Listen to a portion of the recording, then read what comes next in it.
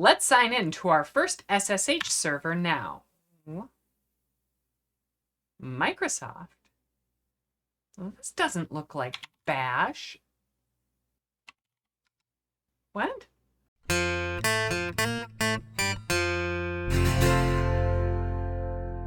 Greetings and welcome to another thrilling episode of Veronica Explains. I'm Veronica, and today I'm going to discuss one of the most important tools in all of Linux land, OpenSSH. SSH, or the Secure Shell Protocol, is the industry standard way of connecting to a server's shell from another computer. OpenSSH is the most common open source implementation you'll run into, and it's included in virtually every modern operating system. SSH uses a client-server model, which basically means your machine is the client and the machine you're connecting to is the server. SSH communicates from your computer to the remote server on TCP port 22 as a default. And once you've connected your computer to the server, you've got control just as though you're logged into a local shell. This technology is used by system administrators all over the world to manage and update servers, and it's a vital skill for anyone getting started in system administration or development. Anywho, I'm fascinated by the history of this kind of tool, and if you want me to do another video where I cover the history of remote tools like Telnet, RLogin, and SSH in greater depth, let me know in the comments. In this video, I'm planning on walking through the very basics of SSH, including how to make sure you've got the OpenSSH client installed, how to configure an OpenSSH server, making an initial connection to the server via SSH, and configuring SSH using key-based authentication. If you want to play along at home, here's what you're going to need. 1. A computer. I'm testing these instructions with Pop! OS 21.10, but they should work pretty well on any system with OpenSSH. And 2. A server. I'm testing the server instructions on Ubuntu 20.04 and Alma Linux 8.5. If you don't already have a server, you can get started with something as simple as a Raspberry Pi, an old laptop, or an online offering through a cloud provider such as Linode. In addition, it's probably easiest to get started if your computer and the server are on the same network. To get started, we should make sure you've got SSH installed on whatever machine you're on. Chances are you already do. Open up a terminal and enter SSH --V. This command returns the current version of the SSH client you have installed on your machine. If it doesn't return a current version of SSH for your machine, you should check the documentation of your operating system for how to configure SSH. If you're on an operating system that doesn't have an SSH client, a stalwart option is PuTTY, a classic terminal emulator for Windows and a few other OSs. PuTTY offers a graphical interface for these configurations, which is pretty nice. But chances are, if you're on an up-to-date operating system from the last 5 years, you've probably got SSH already ready to go already.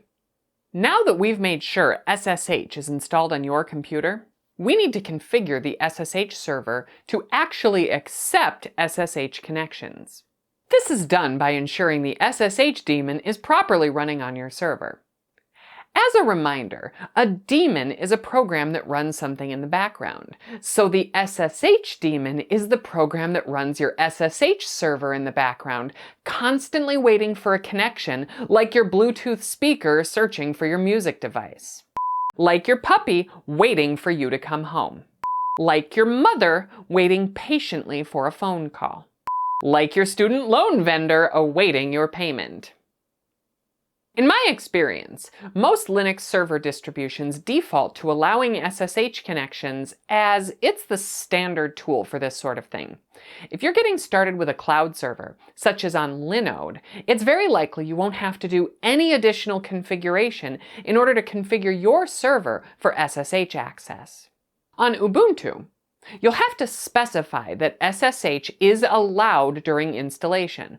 I'm not totally sure why they do it this way, and it's tripped me up on a few occasions.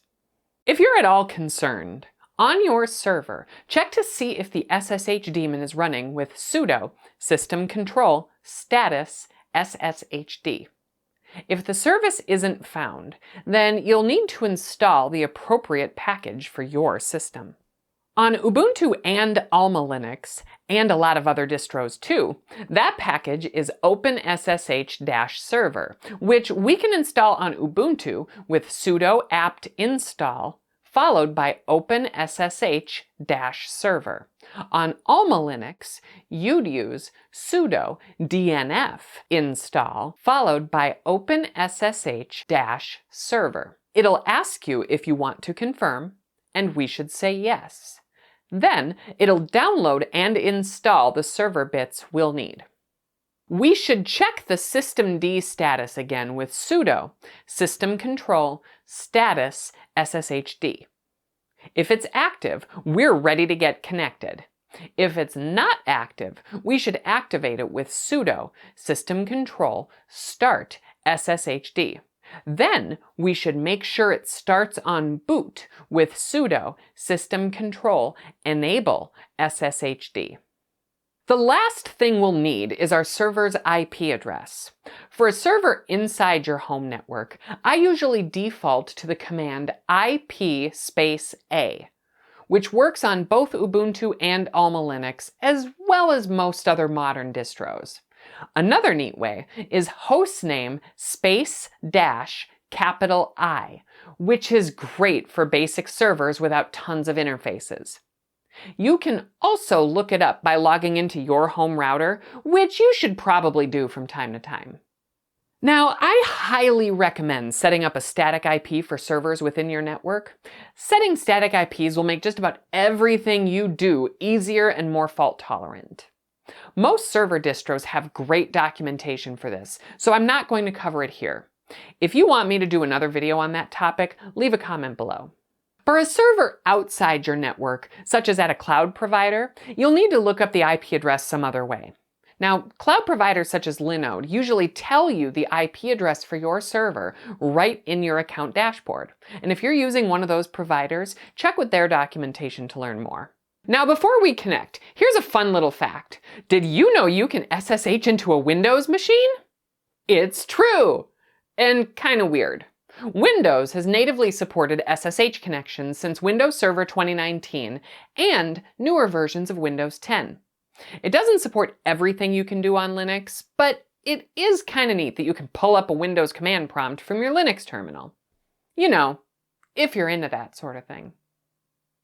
You can find it by searching for it in the Optional Features dialog. Then you'll have to go deep inside the system settings to configure it to start on boot. But once you get there, it's kind of neat. If you want me to do another video, or maybe a live stream, where I play with SSH on Windows, leave me a comment. If you want me to avoid doing that, please leave that comment as well. Now that we have SSH configured on both of the machines, we're ready to dive into the command itself. The SSH command basic syntax has a single required parameter, the host. That's the IP address, host name, or domain name of the server you're connecting to. If you use just SSH followed by the IP address of the server, you'll notice it defaults to using your current username. And that can get messy if you have different usernames on different servers. So most of the time, we include our server's username in a format that looks like an email address. For example, here, my user on the Ubuntu server is VKC, and my IP address is 192.168.170.24. So the command needs to be SSH space VKC at 192.168.170.24. If everything is configured correctly, pressing enter connects you to the server. If you've never connected before to this server, it'll ask you if you should trust the server, and will let you check the fingerprint if you really want to. In a production environment, these fingerprints may be communicated to you in advance, making this a useful opportunity to verify that you're connected to the correct machine. Since this is a server I just set up, I trust it and I'll type yes. From here, assuming this is a new server with password-based authentication, it'll prompt you for your password. Once you type the password and press enter, you're connected to the shell on your server, ready to perform all sorts of Linux shenanigans. Now, you've seen how to connect with a password, but we need to talk about keys. No, not those kind of keys. SSH keys. So far in this tutorial, we've only used password authentication for our SSH connection, but generally speaking, you don't want to do that for security reasons. It's typical that when you create a new server, if it's exposed to the internet, you're going to get a ton of sign-in attempts. The best thing you can do right out the gate to secure your server is to use key-based authentication and disable password-based authentication.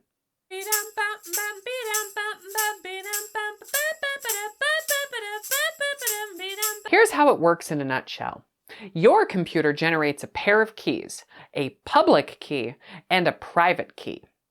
These two keys are basically cryptographically matched to each other. The public key is uploaded to the server, while your private key remains hidden safely on your computer. When you sign into your server, the private key confirms you are who you say you are, and you're able to sign in. Even with that neat feature though, you're still able to sign in over SSH with your password. And considering how often password attacks take place, it's considered good practice to disable passwords via SSH and only use keys to authenticate yourself. So how do we work with these magical keys? Back on your computer with the handy-dandy SSH KeyGen program. SSH KeyGen is a utility included with your SSH client, and it's the actual program that generates the keys you'll be using to help secure your server. You run the program from your computer and not the server you plan to connect with. That's a really important detail that can trip new folks up. My typical key generation command looks like this. Kinda confusing? No worries, let's break it down. SSH-KeyGen is the program that we're running.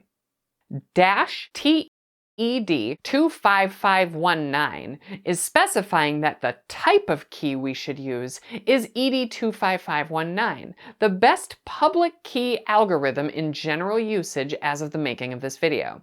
If you're connecting with an up-to-date server, this is probably the best key type for you. -F and then the file name, tells SSH KeyGen to save the public and private key files in this specific location. This bit is optional, but I don't recommend leaving it out. I recommend using different keys for different servers. That way, if one key is compromised, the damage is mitigated. Anywho, by default, we should save the key files in the home folder under the hidden directory .ssh. We'll talk more about that in a moment. -C, then a comment in quotes, is a simple way for you to explain who your key is intended for. A common use here is the user and server, or perhaps the user and their connecting device. In corporate environments, I've used asset tags. Pretty much whatever makes sense. So, now that we know the command, let's run it on our client. On your computer, let's type out that complete command from before, adding in the specifics for our user.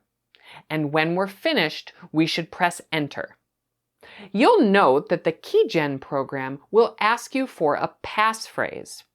I highly recommend using passphrases for keyed access to any administrative account on your remote system. If you have sudo powers on the remote server, you'll want to protect that with a passphrase that only you will know. So, in this case, I'll type the passphrase, then press enter. Then I'll type that same passphrase again, then press enter. And then voila, the key is generated. Now, if we list out that .ssh directory with the ls space .ssh command, we can see our new keys. But those keys aren't doing any good until the public key is sent to the server. For that, we'll need the ssh copy ID command. This fantastic command takes the locally generated key and configures the remote SSH server to use it to authorize your user login. That's a neat feature. There's no need to physically move the key files from one system to the other. In our case, we're going to run this command and specify the custom key that we just made up. SSH-copy-ID is the program we're running. -I, followed by the file path, says that we want to use this specific identity file, or key, in order to access the server. I prefer to keep different keys for the different client servers. That way, if something happens to one key, the others aren't compromised. Then we specify the user and host name, just like we do with a password-based SSH session. In my case, it's vkc@ and then the IP address. And when we're finished, we should press enter. We'll be prompted to enter our server password, and then when it's done, it'll tell you that it successfully added the key. Now we get to try the new key at last. If we run the SSH command again, now you'll see that it asks me to unlock the key. In most mainstream Linux desktops with default terminal settings, it'll usually save this key to the keychain. That's convenient as you won't need to insert the passphrase each time.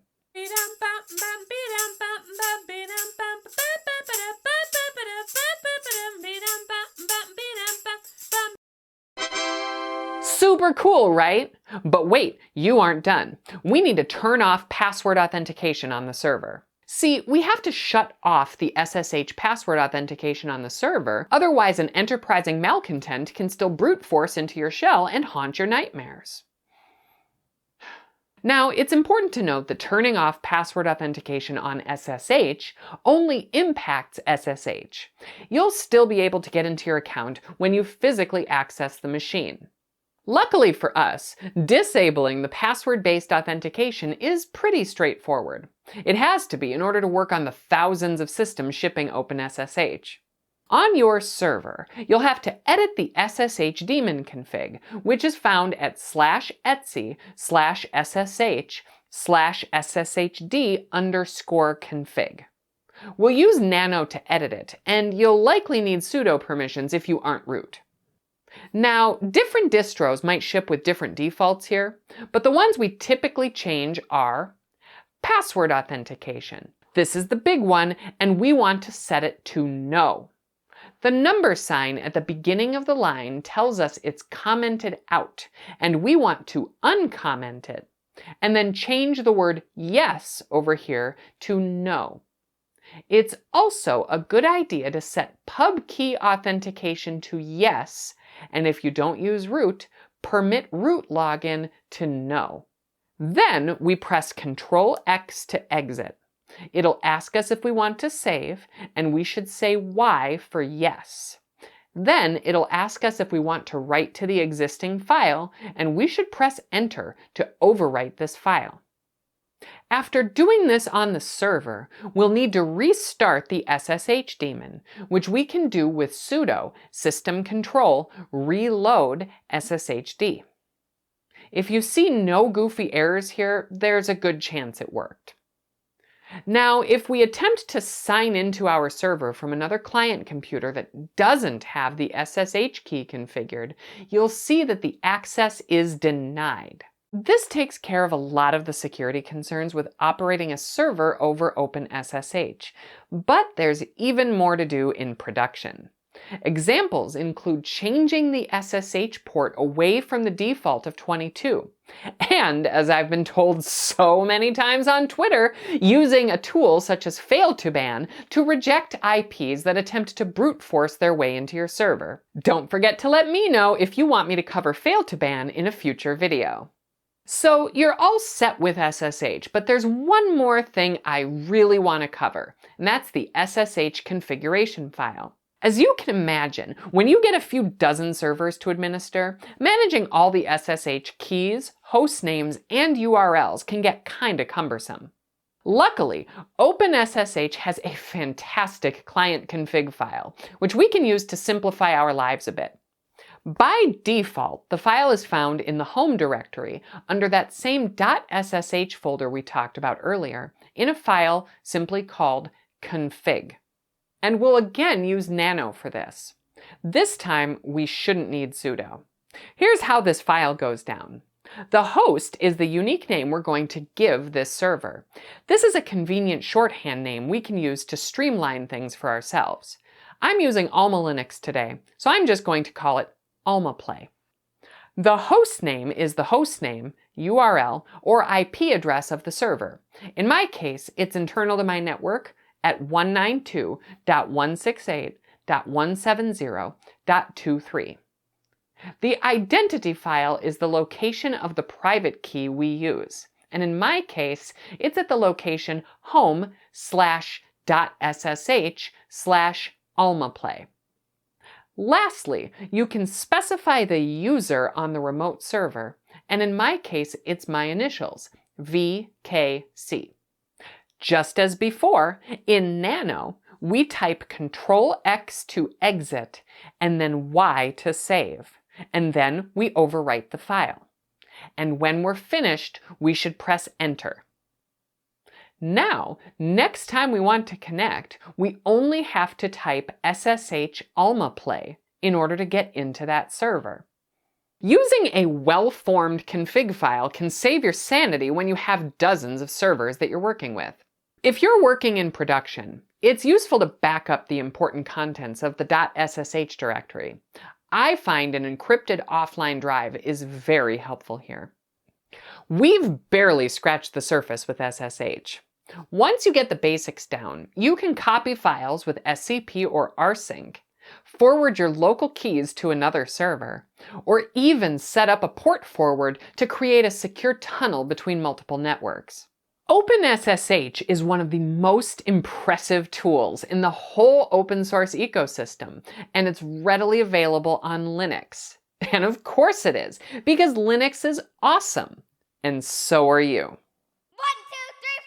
Hi again, all. I recently started a Patreon in the hopes that I can make more time in my schedule to create more exciting Linux content.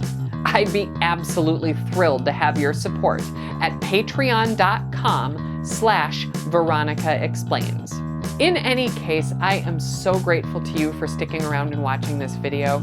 And if you have an idea for something you'd like to see me cover in a future video, please let me know in the comments. Thank you so much.